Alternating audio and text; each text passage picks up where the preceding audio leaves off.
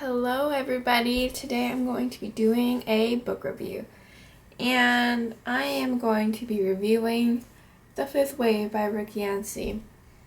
I read this book in October and I loved it so much, so I just had to review it, and I'm going to do a non-spoilery review because I just want to express my love for this book and have everybody in the world read it so I can talk to everybody in the world about it. So let's get started. So this book is about an alien invasion, and the invasion occurs in waves. The first wave being lights out. Everything that involves electronics, batteries, anything just shuts off. So this wave kills a couple of people. Not as much as the other waves, because obviously if you're in a plane, it's going to crash and you're probably going to die in a plane crash. And the second wave is surfs up. This is like a tsunami. That's scary. I have a big fear of water, so that is scary stuff. The third wave is pestilence, which is a disease that kills I think it was 97% of the population or something, a really high percentage, and that was scary. The fourth wave is silencer, which is when they started walking among us, I'm pretty sure, and then they kill you silently, which is scarier, but not as scary as a tsunami coming toward you, because man, that's my biggest nightmare. So the main character we follow is a girl named Cassie. She was a normal girl who had a big high school crush on Ben Parrish, but then one day a huge mothership appears in the sky and nothing will be the same again. Throughout the book, we follow her struggle to find her little brother because they got separated, and all she wants in the world is to find him and to save him and to be safe with him. So my favorite thing about The Fifth Wave was the multiple POVs. So it's a new POV when you go to a page like this and it just has galaxy background and a chapter header, and it's a new POV. And most POVs tell you which character you're reading from, but this one you had to figure it out yourself. It was pretty much a couple pages into each chapter POV that you didn't know who it was. And I just thought that was so unique and so incredible. You were just on an, I don't want to say adventure, but you were just figuring out things yourself, which was so cool. And I loved it so much. And honestly, those POVs were just so amazing, getting to know all the different plot lines and what's inside everyone's head. And so the main POV, like I said, we get to follow is Cassie. And the other POVs we follow are Ben Parrish, Evan Walker, and Cassie's little brother.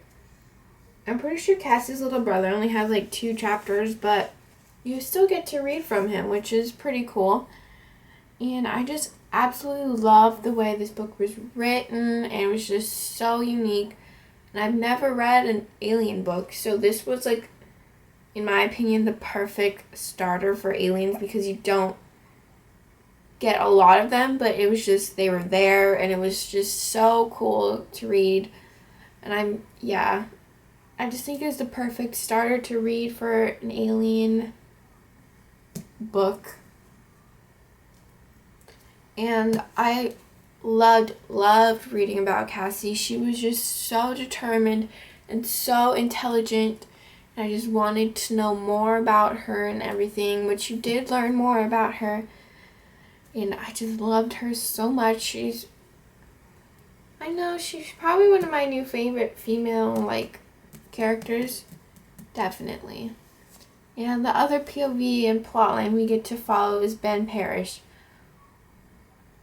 Man, Ben Parrish is swoon worthy to me. I don't know about anyone else, but I loved him so much. He was the boy that Cassie was like in love with during high school. And in the beginning you think he's just gonna be a side character, but then you realize that he has his own plot and you learn more about him, which was just amazing because, okay, I've said this in other videos that Ben Parrish is being played by Nick Robinson, who I love so much. And before I read this book and I knew he was going to be in the movie adaptation, I thought he was just going to have like a couple scenes or something. But Ben Parrish is a pretty big character in this book and makes me even more excited to go see the movie now that I know that he's not a side character and you get to see more from him.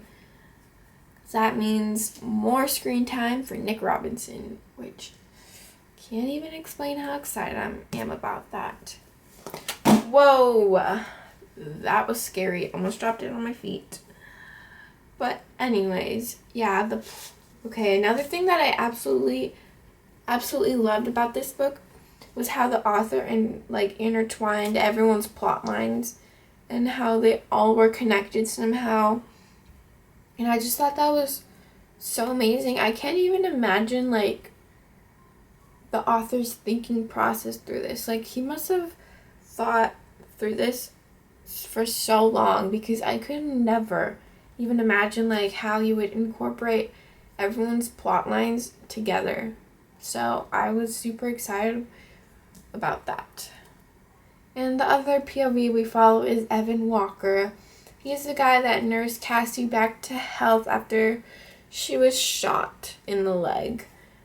And things are revealed and we find out that Evan Walker is one of the aliens. And you're first you're freaking out because he's one of the aliens who have done all these waves to kill 97% of the human race. But, you realize that he's not one of the bad guys. He starts to care about Cassie and he wants to protect her and save her little brother for her. And it was just so cute. I love their little romance in it.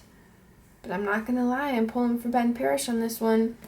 And it's I'm not only saying this because Nick Robinson is playing Ben Parrish, but I truly fell in love with his plot line and everything.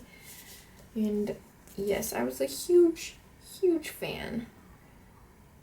And okay, one of the things that was so good was the action scenes in this. You get a lot of action scenes in Ben Parrish's storyline because he is one of the army men, whatever they were called, and he goes out on the line and it's just super intense. But then the ending scene, all of this, the end was so good. It was so intense. Everyone's plotline and storylines met in the end scene. It was so creative and I loved it so much. And guys, I'm saying so a lot because words can't describe how much I love this book, and I can't wait to read the rest. I know The Infinite Sea wasn't what everyone wanted and it was so much shorter than this, but I'm still super excited to find out what happens to all the characters.